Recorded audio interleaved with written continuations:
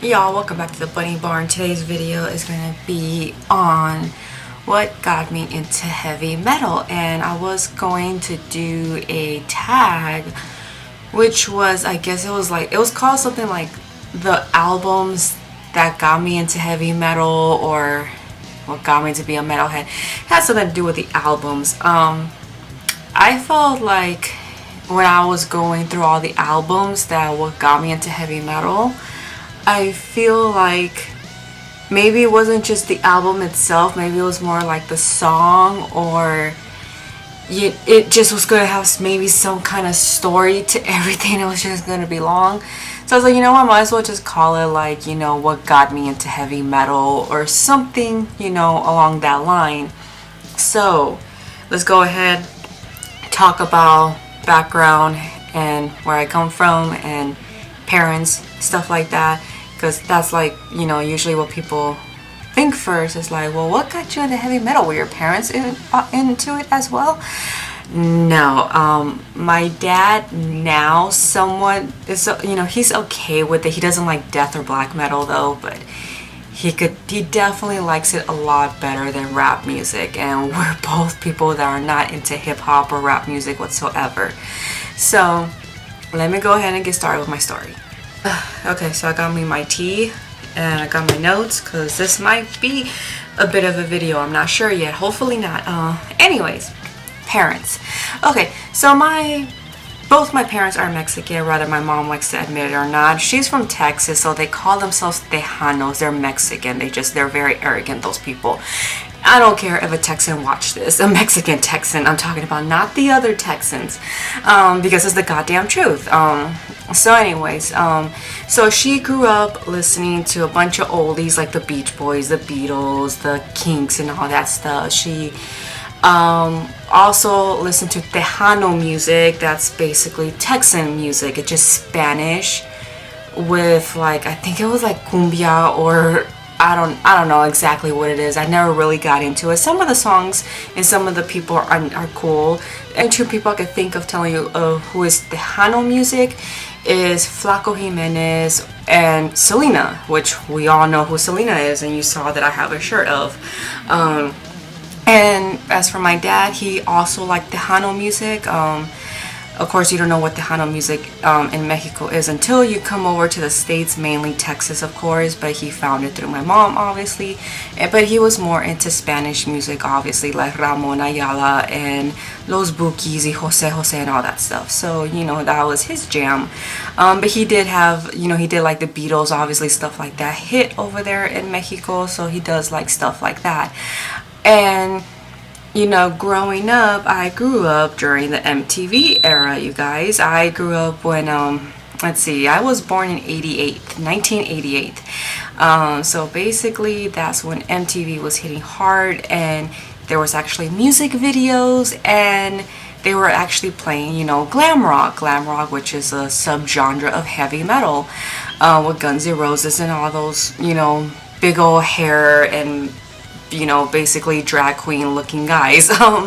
That's basically what it was, and it was a cool, subgenre. It's not my favorite, but it definitely was the, what opened the doors for me to heavy metal. So I'm not going to deny, because I bet you a lot of people, they just don't want, a lot of metalheads, they just don't want to admit it, but glam rock was probably what opened the doors to them to find out more about heavy metal. They just don't want to admit it. Regardless, growing up as a kid, I didn't really have access to heavy metal. I think the closest thing at 6 or 5 years old I had to heavy metal was the Power Rangers, because the theme song had that guitar. Basically was, what kind of got me into heavy metal a little bit, the Mighty Morphin Power Rangers. And every time when I hear, like, on the radio or something, when I hear like something like electrical guitar, I will like it. But at that time, my parents were like, I don't want to say they were hardcore Catholics, but it was a different time. I think the 90s was the time where people wanted to rebel against religion, and people, were starting to see stuff clearly, and you know, we have feminism being strong, and, you know, manism, you know, both men and women, you know, it's like we got all this equality all of a sudden soaring high. And at that time we also had grunge, so I never got into Nirvana. My brothers, I have two older brothers. One is 15 years older than me, and the other one is 12 years older than me. So there's a big age gap. They were more into hip hop and rap, and they like freestyle. I'll admit, I think out of all those genres, the mainstream one, I do love freestyle. I do. I think one was like Trina, and oh god, oh Stevie B and all that. Okay, I'll admit I like that stuff, but like rap, hip hop, and R&B, I cannot stand whatsoever. It is not my cup of tea. I do not like Beyonce, but my brothers were in, at least I give my brothers credit, you know, they come from the time where there was actual rap music, like there was actual hardcore music where they weren't scared to say what they want to say, unlike today's rap music, which is even worse than the one back then. But I do have some tolerance for rap, but not hip hop and R&B. So, but anyways, regardless, okay, now that we reminisce, you know, in the back a little bit, okay, so we all know when I heard an electrical guitar or whatever, I liked it. My parents would not. They didn't like a guitar kind of noise unless it was like the Mexican type of music, you know, like the acoustics and, you know, nothing that sound too heavy and dark, basically. So, you know, I kind of just like whatever. My parents, you know, dictated my life, and that's how it is when you're a kid. And so I was like, whatever. They weren't going to let me listen to what I was, you know, they were the typical parents were like, you know, we're dictators and, you know, you got to listen to what we got to say. It's like, whatever. So wasn't, you know, of course I got into the Backstreet Boys and NSYNC and all that stuff, so I ain't gonna fucking lie and say I always hate those bands. I'm not gonna say that. I was into it. Would I listen to them now? No. Is it fun to make fun of? Yes. It's so much fun to make fun of, and the way it kind of brings back memories. So, but it's not like something I'm gonna be listening to every day. It's like something I listen to like once every 5 years. So anyways, moving on, when I finally started getting into heavy metal, it was AC/DC and Metallica, I Disappear. Now that year, I believe we hit the year 2000. I was 11 years old going on 12, and you know, Mission Impossible 2, the movie, was real big at that time, and the soundtrack, I remember it was Limp Bizkit, I think it was Break Stuff. I'm not sure the name of the song, but I remember it was a popular song. And I also remember Metallica, I Disappear, and somewhere along the line, because I used to listen to this radio station called K-Rock. Now I don't, because they play garbage and they play rap music on there sometimes. But I'll leave the link too, so you guys can get an idea in case you're not from this, you know, the California area, so you guys get the idea. But that's how I discovered who they are, and then eventually I started moving the stations around, because it was only like K-Rock and some pop station and an oldie station I would only listen to at that time.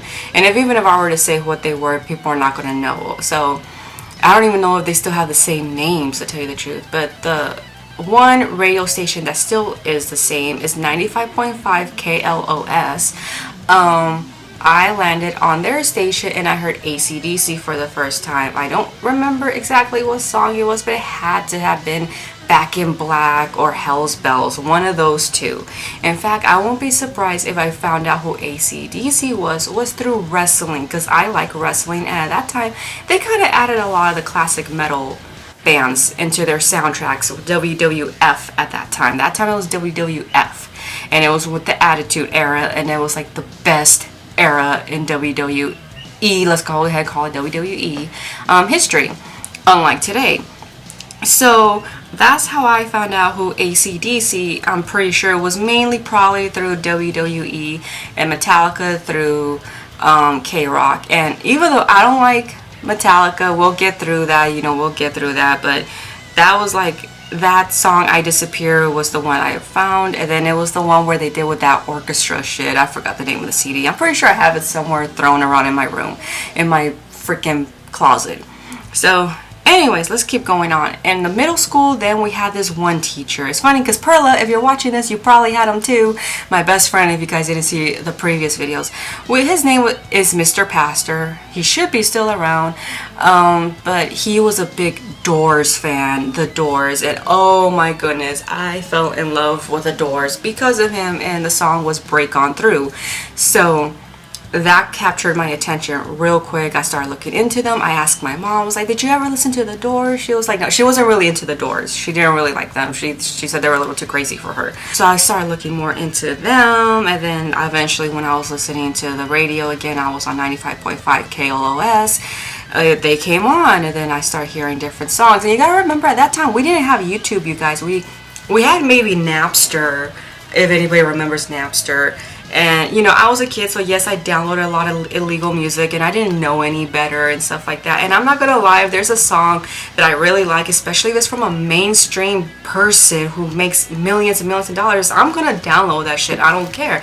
I'm gonna get hate in 3, 2, 1. Okay, so anyways, but I'm not talking about heavy metal. I'm talking about the other genres. But anyways, after, you know, listening to the Doors, eventually another band came on, and they stuck in my head all the time, and that is UFO, and that is Doctor Please, the song from the Phenomenon album. I know we're not really into the heavy metal just yet, but we're getting there, people, okay? I know AC/DC's not metal, and I know UFO's not, but we're getting there, okay? So that song I remember would play over and over in my head a lot. I don't know if I was 11 or 12. It was around one of those two ages. But I remember it was always in my head, and I just loved UFO all the time. And it was so sad because they only played one song on that station. And then eventually as an adult, I found more songs and more albums from them. And from then on, it then led to Boston, Peace of Mind, from the Boston album. And there's a shitload of Boston songs out on the radio when you listen to those stations, like the classic rock stations. Boston was one of the bands that I loved listening to a lot, and it was just big part of my life. Like, oh god, I love Boston. I know a lot of people don't like Boston out there, but I love Boston. Very funny fact, I called 95.5 KLOS to ask what's the name of the song they had played 10 minutes ago, and the DJ, I can't remember his name, couple songs that played, and once one song will be done playing, I told him it was that one, so he told me the name, because I remember I had no idea who sang it, and that's how I found out Boston, Peace of Mind. That played a big part in my life. It changed everything, my music taste. At that time, I'm pretty sure pop music was gone already. At that time, I'm pretty sure I was like, fuck NSYNC, fuck Britney Spears and all of them. I'm pretty sure it was by that time already. I was still in middle school, so that time I was pretty sure I was changing completely. And then Motorhead came in because of wrestling. And if you guys are not familiar with Triple H, he's a big Motorhead fan, you know, big wrestler at his time. He had Motorhead write him a song. It's funny because there's a funny video. I'll leave it down below, where Triple H is at Lemmy's funeral, and I like how he when he became popular finally in the WWE industry, you know, he finally get to choose his own music, and then he didn't like any of it, and then they're like, well, what's wrong? They were asking him, WWE was asking him what's wrong. He's like, I want Motorhead, and WWE goes, well, why don't we just ask them to make you a song? And he goes, well, I didn't know that was an option. So I thought that part was funny, and so that's how I found out about Motorhead. And you know, Motorhead did like a couple other songs for WWE members as well, but it was I Am the Game, that was the song. And it's funny because now when you look back at it, you see that he obviously, Motorhead has better songs than I Am the Game. I Am the Game was a little too slow, to tell you the truth. And it comes in Ozzy Osbourne, and then that's when, like, I think the peak of reality shows starting, because Ozzy did a reality show on MTV, and you know, obviously they did not show, oh my god, I'm sorry if you hear my bird. Obviously they did not show every, you know, all the freaking, you know, shit that was going on. As we all know, Ozzy's still on and off on drugs a lot. But the CD that my brother actually did like from heavy metal, he's not a metalhead fan at all whatsoever, but he did like the Osmond Comet. And of course that played a lot of their best tracks and a couple of the tracks from Black Sabbath. And eventually I found out that, Ozzy Osbourne was with Black Sabbath through one of my teachers. I think I was already 13 at that time. And he eventually told me about Ronnie James Dio. Now, I didn't listen to Ronnie James Dio at that time, and not till I was like at the end of high school, I think. We'll get there. But he told me how he thought he was better, and eventually in the we'll get to it. But I really liked that teacher. His name was Mr. Bailey. We talked a lot, and he was all into like, the psychedelic kind of rock and roll, into like the heavy metal kind of stuff. And I remember at that time people were looking at me weird, and nobody else was a metalhead in my school. I mean, we had like the emos and the Green Day fans and stuff like that, but that wasn't my type of music. And I needed something heavier than that, even though these were not as heavy, but the guitar sounded way better and the drums sounded way better. So, and I'm not even, I don't really have, I don't know the vocabulary for, music itself when it comes to learning an instrument. But I could tell you that it was a lot better than Green Day. So obviously, I found out about Black Sabbath, and then, it was pretty much like that throughout high school too. I was just trying to find more, like heavy metal bands. And at that time it was still glam rock. So obviously I knew about Motley Crue and all that stuff, and Cinderella and all of them. And like, I didn't really, you guys gotta remember, I didn't grow up wealthy or anything like that. I come from a hard-working family, so I didn't, like, a lot of my friends, I remember, would get like fucking allowances, like $40 bucks every weekend, I remember. And I got lucky to get $10 or $20, and sometimes it depends if my dad felt like giving it to me or not. And at that time, buying CDs, you guys have to remember, CDs were expensive back then, because Napster and Kazaa and LimeWire and all of them, those those things to download free music on, it was at the peak of getting, to be popular. But at that time there was only like one. When one will fall, the other one will come in. It was a domino effect. It was not like now where you go on YouTube, download the YouTube download player, or Pirate Bay or whatever. You have all these selections now to download illegal music. Back then it was like, you found one, don't share files, hopefully you don't get caught. I didn't have the money to be buying CDs or anything like that. At that time CDs were like shit. I remember, like, I think that Metallica CD I had cost me like 25 bucks. At that time, that was expensive for me, because I was barely getting 10 to 20 bucks a weekend or whatever. We call them domingos. That's what my dad calls them, because in Spanish, on Sundays you'll get your money, and some people will get it on Friday, but he'll only give it to me on Sundays. So regardless, it is not like I was, and I had a strict family. They would not let me go out. They were very sexist, about like the whole, like, no, girls couldn't go out and blah blah blah. So, and if I did, I had to, like, it was only for like a couple hours and that's it. And they had to know my friends, which, don't get me wrong, makes sense, but the whole sexist part didn't. But my brothers kind of had the same treatment too. It was more like an old school Mexican thing, but I still felt like they were able to get away with more stuff than I did. So heavy metal kind of helped me throughout high school rebel and to get stronger, and it gave me a mind of my own. And that's why I don't feel like, heavy metal at all is like, sexist. I mean, there's sexism everywhere, unfortunately, and the most we could do is just keep fighting it and not let it win. And instead of backstabbing women, we should be helping women. This is obviously aiming more towards the women. We all get that little jealousy in us, and it is natural. It's part of being a human being. But the sad part is we stab each other. So let's take care of that first, before we go after the music industry, saying, like, they're making us only like into sluts. Well, let's try encouraging ourselves first before we let these guys turn us into sluts. So, okay, I went to a little tangent right there, sorry. Anyways, getting back into this. But basically the reason why I brought in that feminist stuff, because like I said, I felt like heavy metal helped me empowered more as a woman. That's why I felt people kept telling me, like, it's the devil's music, which is funny, going back to that teacher who told me about Black Sabbath and Dio. He told me there's no such thing as the devil's music, and he comes from like relatively a Christian background. So I started getting into Iron Maiden towards the end of high school. I start finally meeting other metalheads. Unfortunately, I don't talk to any of them today. It's better that way. I think there's only like 1 or 2 people I talk that are into heavy metal from that school era.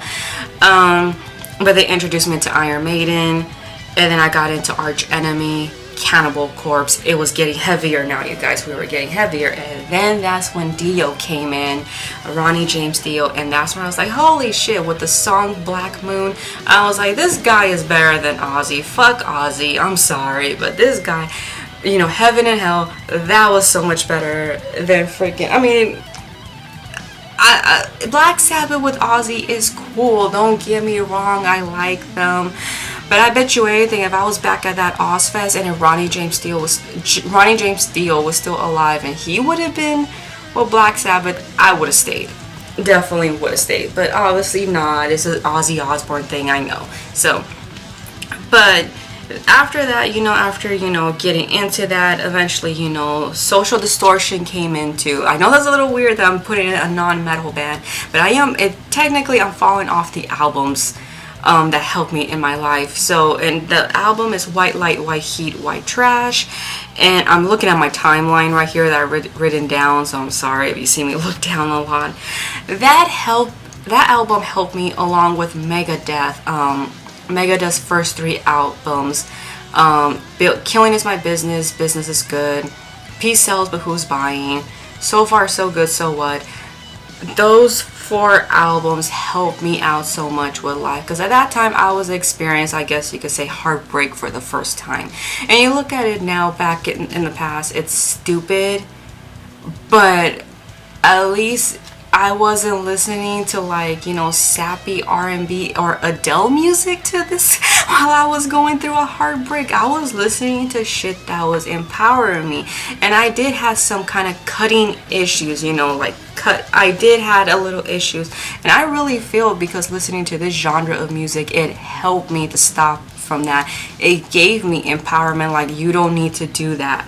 So it really helped me out, and Social Distortion was a big part. Even though they're not metal, they were a big part in helping me, and that's why I consider them as one of my top 10 favorite bands. Obviously, after I heard Megadeth, I mean, I've known who Megadeth was, I think, since I was like 15 or 16 years old, but I didn't get into them until I was like 18 or 19 years old. And by that time, I was like buying all their albums. I was working, so I was able to afford to buy CDs now, and CDs were getting cheaper because that's when YouTube came in. YouTube came in when I was like 17, and it just skyrocket after that. You were able to find albums, you were able to listen to them before you went out and buy them. And unlike Kazaa or Napster, where they had they didn't have the whole album, maybe they just had one song and that's it, and you were afraid you were going to get a virus or something like that, or you're afraid you're going to get caught by whoever and go to jail. So YouTube was such a great tool to find more heavy metal. Now we have Spotify and Pandora. So I'm getting a little ahead of myself, but then at that same time when I discovered Megadeth, Pantera was something actually that came back into my life. I knew about Pantera because there was this guy in my middle school, and we went to high school, and all he talked about was Pantera. All he ever did was talk about them, and I always got curious, but then I just forgot about it, got curious, forgot about it, and finally, my friends were listening to Pantera, and I was like, oh my, and it was like Cowboys from Hell. That's where I got sucked into it, and I was like, holy crap. And that was maybe the only new metal bands, one of the, new metal bands that I actually kind of enjoyed. So, obviously I've been very vocal that I don't enjoy Slipknot, and I don't think they're heavy metal, and they need to stop calling themselves that. I wasn't into Soundgarden. I hated Soundgarden. Tool, I wasn't into that 90s, uproar. And I get it, they were trying to fight against grunge, but yet they sounded kind of like grunge a little bit. Pantera was definitely something different from all of them. They were way, way different. I tried getting more into death metal and because of Arch Enemy and Cannibal Corpse, but I seem to not really get into it as well as black metal. Seeing Angela, actually a female that could growl and just be, she just showed so much empowerment as a woman. is like, wow, you mean I could do that? Although I can't even growl, I wish. But it just shows so much empowerment, and it made me so great to be a female. Like, I was like I just enjoy seeing another blonde taking power, leading a band, and not being the bimbo. Because throughout life, you know, just because I like being a blonde, everyone was like, you're the bimbo and blah blah blah. It didn't help that I have dyslexia, and it didn't help I got held back a year. So you can imagine, you know, my confidence at that time. So, you know, I was getting more into like, you know, I was trying to get more into it, but I couldn't get really into more death metal, black metal. I seem to actually then be moving on away from the thrash era, because, you know, thrash I was really getting, because once you know Megadeth or even Metallica, you know Slayer, Anthrax, and like Overkill and like Exodus and all that stuff, okay? So you know all of them, okay? And I started watching documentaries and everything, you know, from VH1 when they did Metal Evolution, or Headbanger's Journey, I believe the other one was called. So there was so many, you know, music documentaries out there that I was just watching. And then eventually another kind of type of metal came in, power metal, and, you know, Dragon Force and Nightwish, and once you hear them, you hear other Scandinavian shit like Amon Amarth and then Temptation. And then around that time too, this must have been already, I must have been 23 at that time, 23 or 22. And there was also these other two bands, these female bands that I like, and they were Betty Blowtorch and Girl School. I don't know if Betty Blowtorch is still around, but I think Girl School is still around. I'm not sure when was the last time they made anything new, but they were really cool. It was just so nice to see somebody else besides Lita Ford. She's not the shit, okay? No, Doro Pesh should kick her ass any day, okay? Not that she would, but I mean more musically. That's what I'm talking about, okay? I know I just talked about, you know, how women should empower each other. I'm not talking about, like, you know, vicious fighting. I'm just saying Doro has better music. That's all I'm saying. It's clear as day. Pretty much where I'm at right now in my life is I'm listening to a lot of, you know, folk metal, and I'm listening to, you know, power metal or symphonic. Let's go ahead and call it symphonic. I know it's the subgenre of power metal. Heavy metal could get a little out of control with their subgenres. I am not kidding you. Even sometimes to me it bongles my brain. It's just like, whoa. And I think lastly but not least, who was like, I think what it had to have been Ghost BC, which, I mean, I think they're like probably one of the, yeah, I'm gonna say like 2 years ago I discovered Ghost BC, and that is like the band I've been listening to a lot as well and following them. And now I'm doing a segment on my, you know, my channel called Metal Around the World, because I truly believe there are more bands out there that we need to really listen to. Besides, and the reason why I'm doing this Metal Around the World is because due to the fact there's a lot of elitism. I think that's what bugs me more about the metal community, is there's elitism. I know it's in every community. It's in every community, I know. Imagine it's in the goth community, it's in the scene community, it's in every community you can imagine. But there are a lot of elitism, elite metalheads, and there's nothing elite about them. All they do is have a dick up their ass, and they think Whitesnake is the best thing ever. It's either Whitesnake fans or that glam rock era, or Metallica drunken idiots. That's all it is. That's all it is. And just to clarify, because people are going to be like, oh, do you hate Metallica because they kicked out Dave Mustaine? No, I noticed like all the people they kicked out, they make better music. So no, I would hate the fact if, oh my god, if they were to ever ask Dave Mustaine, which they won't, to come back to Metallica, if he were to say yes, I'll be devastated. It's like, no, I need Megadeth. Even though Megadeth, I get the feeling they're going to hang up their guitar soon. I mean, they put on a good performance, but Dave Mustaine's life is going in another direction where I feel like heavy metal is going to be the last thing on his mind. That's just what I feel. I mean, I know other people may feel differently, but that's just what I felt. I still have anger towards that Super Collider album. I really, really have a grudge towards that. And okay, I was looking through the clips and I totally forgot to add why else I don't like Metallica. like other psychotic Metallica fans.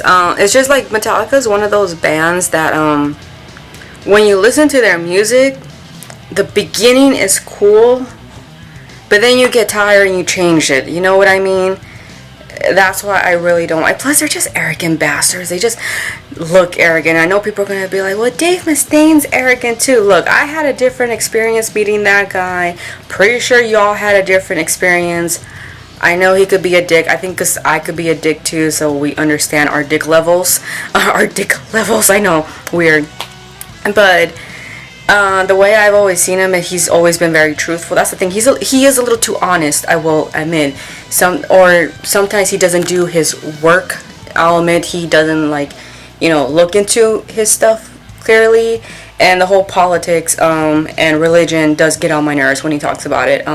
It used to be cool because he used to be like, yeah, fight the system, and now it's like, more from a conservative Christian perspective, and that's why I don't like it. And Christians are gonna attack me in 3, 2, 1. Anyways, but yeah. So now I'll agree with you guys. He's kind of annoying with that. I mean, you guys might hate him for just because of the whole stupid Metallica Megadeth feud. I think that's stupid. Chill the fuck out. Drink a beer. Y'all need to shut up with that shit.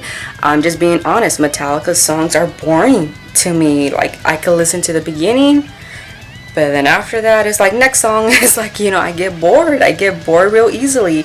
I even tried, I think, a few months ago with them, and I was like, yeah. So, yeah, and yeah, they're just arrogant looking bastards. And Lars. You know what? I probably will like them just a little bit more if Lars was gone. Lars is like, ugh. Yeah, he's just an annoying little hobbit. But anyways, yeah, going back to the video. With everything that's going on, with his daughter wanting to do country music, I get the feeling, hopefully not, I just see another Billy Ray Cyrus coming along right there, and I hope that doesn't happen. He said he wouldn't let that happen, but who knows, you guys, who knows what is going to happen with our metal bands, because you gotta remember, they're kind of, I don't want to say they're dying out, but Metallica, whoever you like, Metallica, Megadeth, freaking, look at Motorhead, they're no longer together now because Lemmy left and the band decided, that's it, it's the best thing to do. They're gonna leave soon. I mean, their music will never leave us, but it's gonna come to an end. And I'm only 28, and I love these bands, but they're older than I am, so I gotta continue looking for other bands that are gonna entertain me. I don't want to be an elitism, be like them or the Metallica fans or the Slayer fans, where it was that's back in the day when we had good. I don't want to be like that. I want to expand my mind, and that's why I'm doing metal around the world, and that's why I think you guys should share those videos with other metalheads so they can know what they're missing out, or so they could check them out. Because like I said, whoever you like, whether it could be Soundgarden, whatever, you gotta remember, especially if you're my age, you're 28 going on 29, you gotta remember those people are 20 years older than us, or even 30 or 40 years older than us. They're gonna be gone soon, not forgotten, but they're gonna be gone, and we need other music, and we cannot turn into these drunken glam rock bastards that think that's all there is. And it's I'd be damned if I'm gonna be like that. I could tell you right now that I enjoy Sabaton like crazy, and if Megadeth were to hang up their fucking guitar, I'll be on Sabaton next. No problem. We need to move on with life, people. So anyways, thank you guys for watching this video. I know it was long. Hopefully this helps out. I don't know, help out with what, but yeah, I just don't know how to end this video. I'm gonna end it now. Thanks you guys for watching. Cheers to you guys. Talk to y'all later. I'll be back soon with a metal around the world. Remember, it's Azerbaijan that we're gonna be talking about next. Bye!